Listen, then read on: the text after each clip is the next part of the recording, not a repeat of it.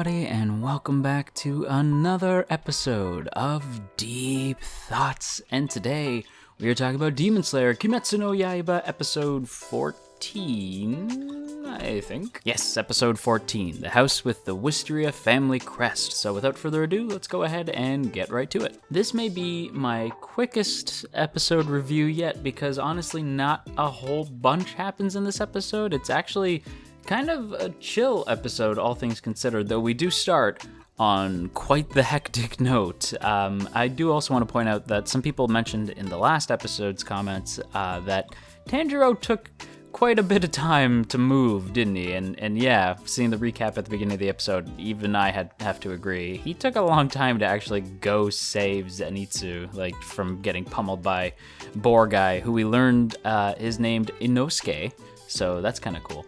But yeah, he did take a sweet time, but at least he delivered an incredible Falcon Punch! He broke that man's ribs. It felt actually sort of like a Mortal Kombat X-ray move.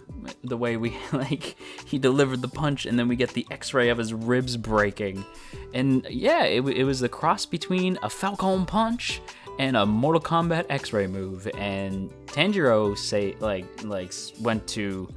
No, did not bother with any, pulling any punches. That man went full extreme right away, and I'm genuinely shocked to see a hand-to-hand fight in Kimetsu no Yaiba. I never thought I'd see that, and of course, as always, Ufotable totally delivers with the fight scene. It is incredible to watch, and I gotta say, the choreography in the fight was really fluid. I could follow every punch, every kick. I knew exactly where the characters were. Even when we cut away to Zenitsu reacting to the fight, I still knew where we were in the fight. It was really well handled. I was genuinely very impressed. I am sort of curious as to where Tanjiro learned hand-to-hand combat. I mean, I guess we can sort of just chalk it up to of course he would learn that during his training, but at the same time, I mean, you knew that he would have to learn hand-to-hand because, for all we knew, part of his training would be, what if a demon takes away your sword? What are you going to do? Well, you're going to have to fight hand-to-hand. So I don't think it's far-fetched to assume that Orokodake taught Tanjiro hand-to-hand combat, but it's just, I don't remember them ever showing it. So it was kind of neat to see Tanjiro going all drunken master on Inosuke, although he's not really drunken master. Inosuke is more drunken master, because we find out that Inosuke is one very flexible dude.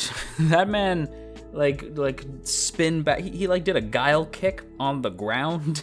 It was really impressive. That said, at one point we get a headbutt from Tanjiro that knocks Inosuke's boarhead off, and we find out that he's also a relatively pretty dude. Even Zenitsu's just are you a girl? And he's like, no, I'm not a girl, you dunce. That was pretty funny. And I'm sure you guys have heard this before in other AniTubers videos. I'm trying to remember where I heard it. I can't tell if it was from Giguk or from Super Eye Patch Wolf, but it's appropriate for this conversation, and that is that every fight is a conversation. Every fight, every battle scene, everything is normally a conversation between two characters.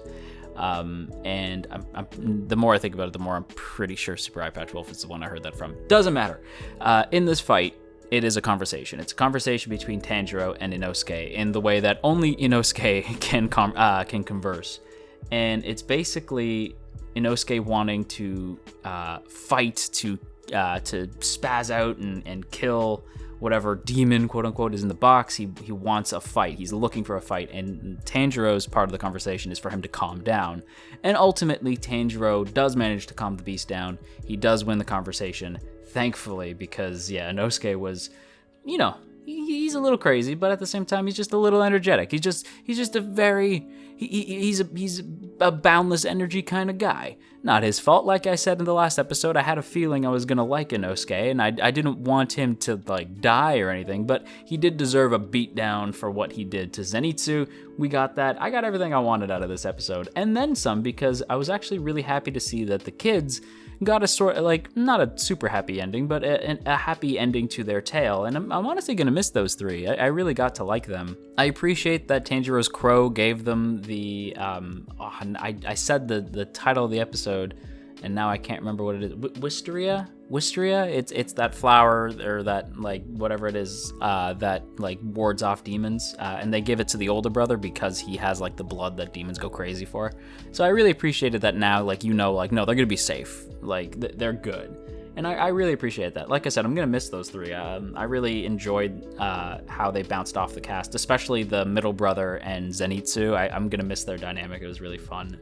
But yeah, I'm glad that they actually got a happy ending to their story. And I noticed that with Kimetsu no Yaiba, they really do get me to care about the side characters quite a bit, like the characters who are only there for that one adventure. So yeah, just another big kudos to the show. I think the show really handles that very well. And moving along, we get we enter the home that I think we see in the ED. I'm pretty sure this is where, like, the gang hangs out. And I have to say, I am like, how are these three gonna coexist? I was genuinely like, there's no way that these three are gonna coexist the way they do in the OP and the ED, because they're just so opposite. But half of the fun is seeing them slowly form a bond, and we do sort of see it. We know Zenitsu and Tanjiro are already pretty close, but seeing how they're going to incorporate Inosuke into this triumphant trio, I guess more like a quality quartet, because we do get we do get Nezuko in this episode as well. So seeing how they'll form, yeah, I guess a triumphant trio or a quality quartet, depending on, like, who's there at the time, depending on if it's day or night. But I also got to point out that all three of them have broken ribs, which results in possibly the worst sleepover ever. It was pretty funny seeing the dynamic between all three of these guys get fleshed out a little bit more by the time they enter, like, the safe house, quote unquote, and seeing, like, them at dinner, seeing them like claiming beds and all this stuff, and seeing how Inosuke is basically being a brat, like, just to get a rise out of Tanjiro, because you can kind of tell he's already like, okay, on some level he enjoys being around Tanjiro because he's trying to get under his skin on purpose. You know that thing where you like somebody but you don't want to say it, not necessarily like love somebody, but where you like somebody so you tease them because it's fun, but you don't necessarily. You're trying to form a bond. You're trying to get their attention. So I kind of feel like that's what Inosuke is doing. Like, he's not used to friends, so he's purposely trying to get under their skin, like, because that's all he knows how to do. And I do think it's fun. And I do also think that is possibly the worst sleepover I've ever seen. So, quality to the show. And in a twist ending that I didn't see coming, not so much like twist ending like, oh my god, this really shakes up the whole show. No, it's just when Nezuko breaks out of the box, I thought Zenitsu was going to be like, oh my god, she's amazing, I love her, oh my god. And instead, Zenitsu goes Super Saiyan 2 out of pure jealousy. And I genuinely did not see that coming. It was just because it was funnier than I had imagined, because I thought it would be like Zenitsu sees her and he's like, oh my god, she's great, and they were going to be all lovey-dovey, and Tanjiro was going to get upset. Like, that's what I thought was going to happen, but it was totally the reverse. Zenitsu is almost upset with Tanjiro for keeping Nezuko, like, secret, because he thought that Nezuko was, like, his girlfriend or something. So he's like, what have you done? I want all the blood that I spilled for you back. Like, just, like, freaking out. He's all upset, and of course Inosuke's like, I can't think about this anymore, I'm going back to bed. It was nice to have such a chill episode. It was a really pleasant change of pace, and we even get a change to the whole, like, manga panel endings thing. It's replaced with a classroom, because of course it is. It's replaced with a classroom.